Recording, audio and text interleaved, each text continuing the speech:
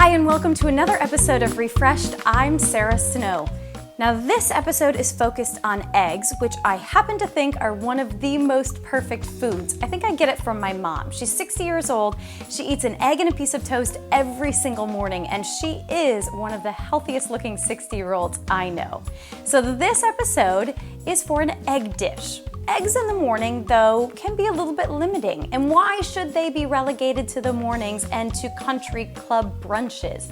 So today, I'm going to show you a recipe for a lower fat, crustless quiche.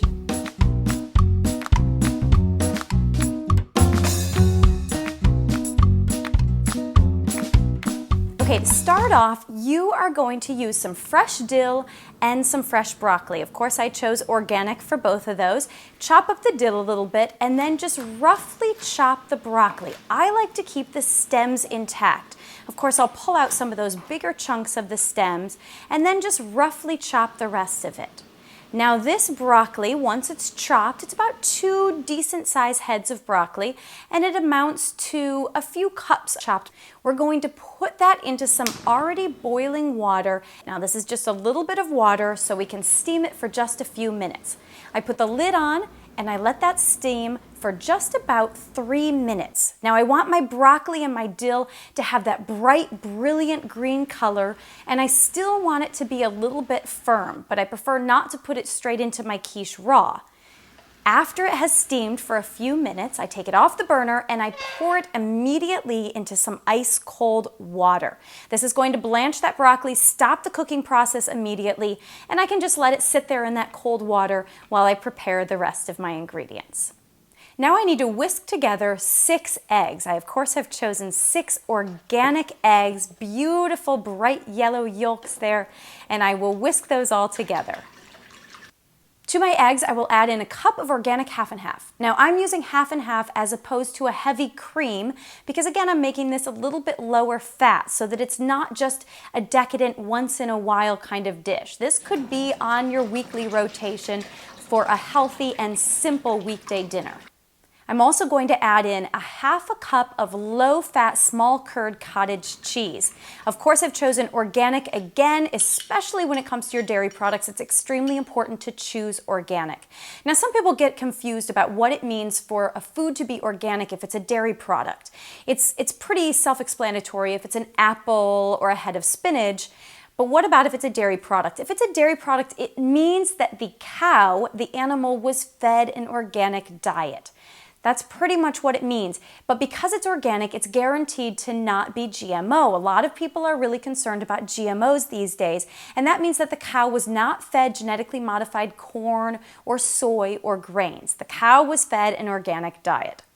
I also will add in a half a cup of Greek yogurt. Greek yogurt is almost always non-fat, which is another nice way to add some creaminess to this quiche without a whole lot of fat. So I have a cup of half and half, a half a cup of cottage cheese, and a half a cup of Greek yogurt. And I whisk those together with my 6 eggs that are in there. And now I need to spice it up a little bit with some fresh garlic. You need 3 or 4 cloves of garlic. I'm going with 4 cloves because mine are not enormous. First, I'm going to take the heads and the tails off of the garlic, and then I just give it a good whack with my knife to crush it. Then I roughly chop up that garlic and it goes into the bowl. To season things up a little bit more, I'm going to add 1/4 teaspoon of nutmeg, 1/4 teaspoon of cayenne, and 1/2 teaspoon of salt. I'm whisking all of these ingredients together. Now it's time to ready my baking dish. I'm using a 9-inch round baking dish, which I will grease the bottom and the sides of, especially because I'm not using a crust. I need to make sure this quiche will lift right out of that baking dish. So I generously grease it with an organic shortening. I pour my egg mixture into that baking dish. And now it's time to drain the broccoli, which I will do right into this bowl here using a colander. And then the broccoli goes straight into that egg mixture in the baking dish, but I'll make sure to evenly distribute the broccoli around the quiche. Over the top of that, I will sprinkle 1.5 cups of cheddar cheese and 1/4 cup of grated Parmesan cheese. And I'll sort of alternate the two to make sure they're evenly distributed over the top. Now, more for appearances than flavor, I will sprinkle the top with just a little bit more cayenne pepper. Now, I am planning on feeding this to my 2 little girls, but they handle spices and flavors pretty well. If you have some pickier eaters, you might want to leave off this extra dash of cayenne pepper. If, of course, this is just for a couple of adults, throw a little bit more cayenne pepper on there. A little spice, a little bite goes really nicely with those creamy eggs. Now, my quiche goes into a 375-degree oven and will bake for about 45 to 50 minutes. You want to make sure when you shake that quiche as you pull it out that it's firm. After I pull it out of the oven, I'll let it sit on the counter for about 20 minutes to really firm up before I try to slice into this. And there you have it, a quiche ready for the table in about an hour. Beautiful, loaded with lots of organic eggs, organic dairy products, low fat when we could to reduce the fat a little bit, and that fresh, bright color broccoli really sets off the dish and makes it healthy. Of course, you could customize this. You could add a little bit of diced ham if you want some meat in there. You could vary your vegetables, even throwing in a little red pepper or yellow pepper into the mix. You can really make it your own. And if you prefer a crust, go ahead and do that also. You can make a crust from scratch or you can buy one store-bought. Just make sure it's enough to fill a 9-inch round baking dish and then pour the quiche mixture into that crust.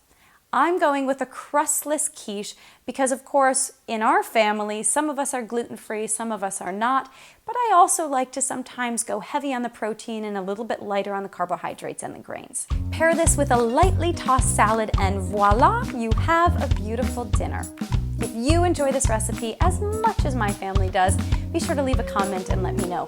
Also, subscribe to my channel so you can find more recipes like this one.